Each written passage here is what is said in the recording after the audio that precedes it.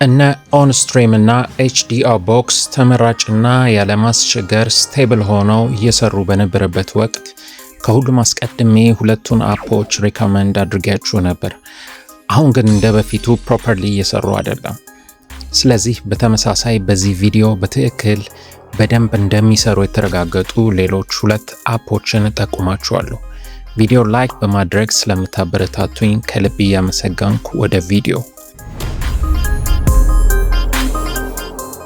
አብዛኞቻችን የምናውቀው እና በስፋት ተቀባይነትን አግኝቶ የነበረው ሁሉንም ፊልም በነፃ መመልከቻ አፕ ኦንስትሪም የተባለ ነበር።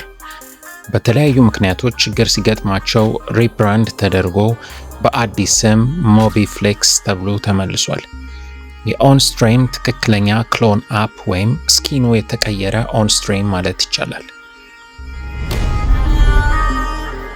ሁለተኛው ምርጥ ስትሪሚንግ አፕ ደግሞ ሙቪቦክስ ይባላል።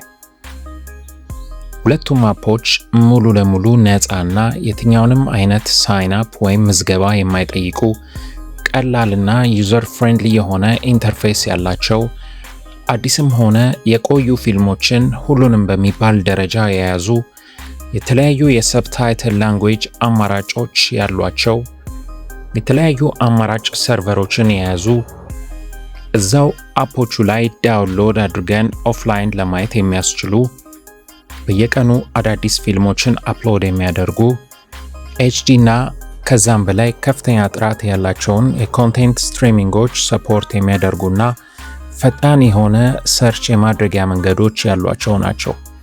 እነዚህ ሁለት ገራሚ በነፃ ፊልም መኮምኮሚያ አፖች በፕሌይ ስቶር ውስጥ ስለማይገኙ ስክሪኑ ላይ በምታዩት የቴሌግራም ግሩፕ ላይ ኤፒኬ ፋይሎቹን አስቀምጬላችኋለሁ።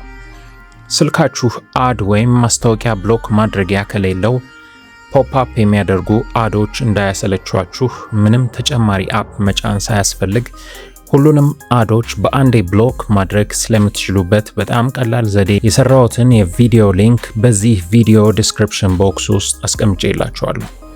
እነዚህን ሁለት አፖች በእርግጠኝነት ስለምትወዷቸው አንደኛ ይህንን ቪዲዮ ላይክ ማድረግ፣ ሁለተኛ በኮሜንት ላይ ስለ ቪዲዮ የተሰማችሁን ሀሳብ ወይም ደግሞ እናንተ እየተጠቀማችሁበት ያለ የተለየ የእናንተ ፌቨራይት የሆነ ስትሪሚንግ አፕ ስም መግለጽ፣ እንዲሁም ሶስተኛ የዚህ ዩቲዩብ ቻናል ቤተሰብ ካልነበራችሁ ሰብስክራይብ ማድረግ አደራ እንዳይረሳ። አመሰግናለሁ። በቀጣይ ቪዲዮ እስከምንገናኝ ሰላም ሁኑልኝ።